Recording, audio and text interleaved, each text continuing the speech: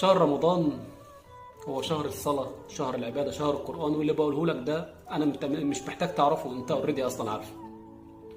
بس اللي جاي أقوله لك تقدر تعتبرها ذكر فإن الذكرى تنفع المؤمنين، وبالأخص في الوقت الصعب العصيب اللي معظمنا في كم المغريات والكوارث اللي احنا بنمر بيها حاليا في الزمن اللي احنا عايشين فيه ده.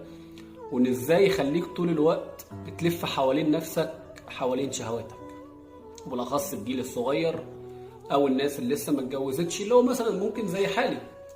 بس الحمد لله بيبقى يعني ربنا بيديك شويه نضج في سن معين، ربنا بيديك شويه تعلم من غلطاتك، من اخطاء انت عملتها قبل كده. لكن في ناس كتير ما تعرفش او ما عندهاش ولا اراده ولا تعرف اصلا حاجه عن الكلام اللي احنا لسه بنقوله، بحكم ان الخبره عندها قليله. صدقني كل رمضان بيجي بيبقى الهجوم شرس